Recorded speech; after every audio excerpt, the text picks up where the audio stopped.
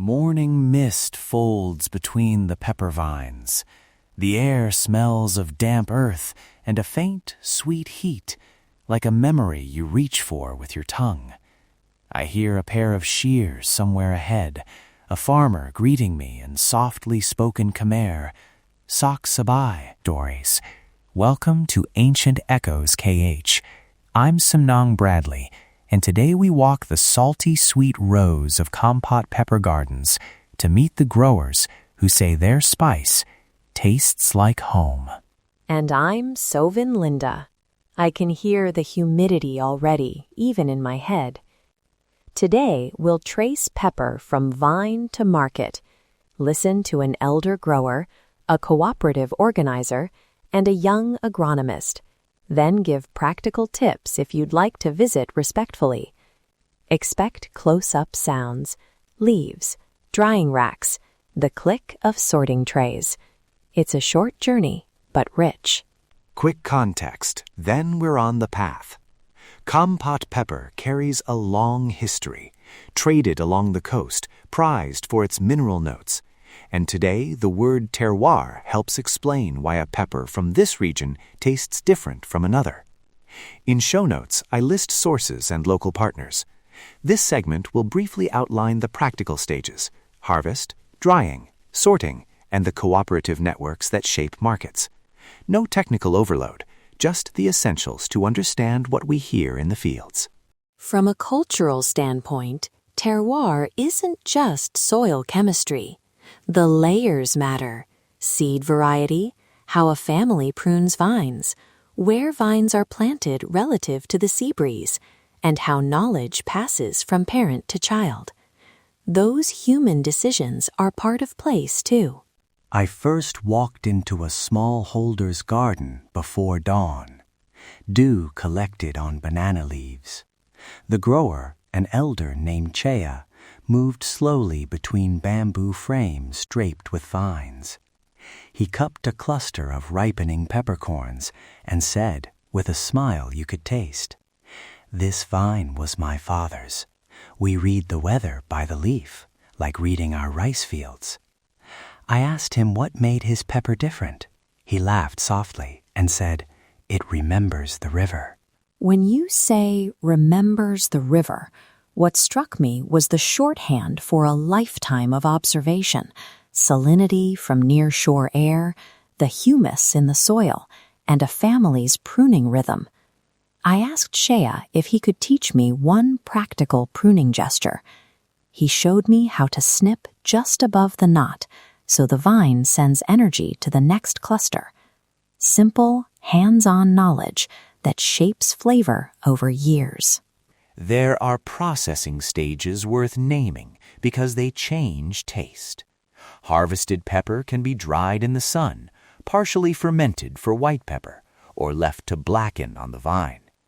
Each step, from when a berry is picked to how it's sorted, nudges the aroma: citrus, mineral, floral, or the deep heat we love. Later, when we hear from a cooperative organizer, she will talk about how these choices affect market value and who benefits. I want to flag something practical here. Terroir studies will also include soil tests, moisture readings, and varietal records. A young agronomist I recorded explained how blending traditional pruning with targeted soil amendments can stabilize yields without erasing local taste. It's not science overriding tradition, it's partnership. I recorded that agronomist, Soka, while she walked rows with a digital soil probe. She said, "We test to understand what the vine is missing, not to change its memory." She spoke directly about preserving heirloom vines, about balancing fertilizer so the pepper keeps those coastal mineral notes. Her voice was steady, practical hope, more than promise. Not everything is idyllic. A cooperative leader I met, Dara, described market challenges: middlemen taking margins, labeling confusion, where Kampot can be used loosely, and the work of organizing farmers to capture fair prices. Dara told me, when we sell together, we hold the story and the profit. That line, holding both story and profit, frames why cooperatives matter for cultural resilience. Let me bring you into a small scene. A sorting table at midday, the sun bright enough to make shadows sharp.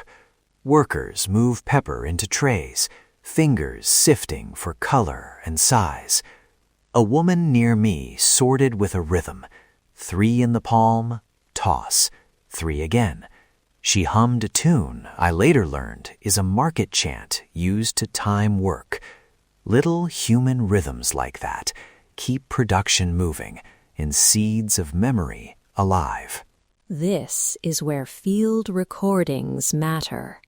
I took close mic textures of drying racks, the creak of bamboo frames, and distant market calls. Those sounds anchor the story. They tell listeners where they are before words do. If you listen back with headphones, you'll find those tiny cues, footsteps on packed earth, the pinprick of a sorting pebble, that change how you understand taste. Now take a breath with me. Imagine dawn light threading through vines, a distant rooster, a child's voice calling for water. Let that sit. The soundscape holds space for the nonverbal work of making pepper. Long seasons, small gestures, steady attention. Soundscape interlude. A layered ambiance of early morning in a pepper garden. Damp earth beneath boots, bamboo frames creaking, a gentle breeze, workers quietly sorting. Listen for the pattern of hands and the occasional market call far away. We're back. I want to add a short reflection from a food historian I recorded. She talked about labeling and the cultural weight of a name. She said, calling it Kampot is calling the sea, the soil, and the people who tend it. That phrasing reminded me how a label carries place and why protecting that specificity matters for both taste and livelihoods. Which brings us to practical takeaways for listeners who might want to visit or buy responsibly. First, do not try to find a farm by GPS coordinates we might mention in passing. Avoid exact household locations. If you plan a visit, contact cooperatives or local guides listed in our show notes. Second, ask before you record. Say, "May I record your voice?" and explain how you'll use it. Third, buy through cooperative storefronts or verified vendors. Your purchase should send value back to the farmer, not just to a distant middleman. Also, show cultural respect. Dress modestly for rural visits. Bring small gifts or payments for time when people take you through their day. And follow consent practices we used. Verbal consent on the record, written releases when possible. If you want to support research or preservation, donate to community-led projects and ask how funds will be used. Small gestures add up. A quick note about marketplaces. If a vendor says Kampot without certificate, ask about cooperative membership or processing methods. It's a kind question, not accusatory. And when you taste pepper, try it simply. A little on your tongue, then in a simple broth. You want to notice sea air, citrus lift, mineral backbone. Taste like you're reading a small landscape. Before we close, a small human detail. When I thanked Chea for showing me a pruning gesture, he reached into a pocket and pressed a tiny dried pepper cluster into my hand. He said, "Remember this at your table." I keep that cluster in a small jar now. It is a compact memory of a morning, land, family, and a hand willing to teach. Those are the stories we bring home. Final reflection.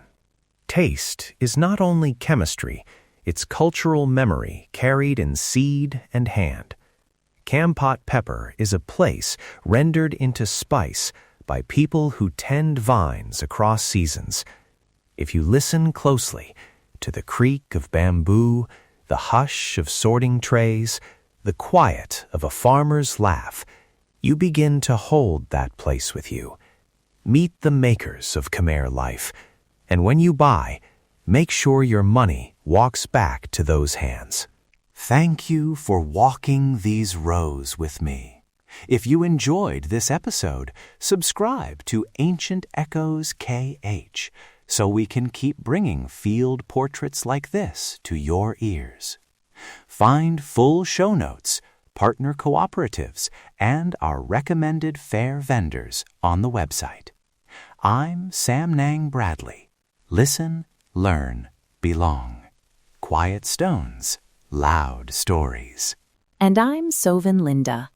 If you'd like more technical notes, soil test methods, processing stages, or how we recorded ambient sound, check the episode show notes for links and field tips.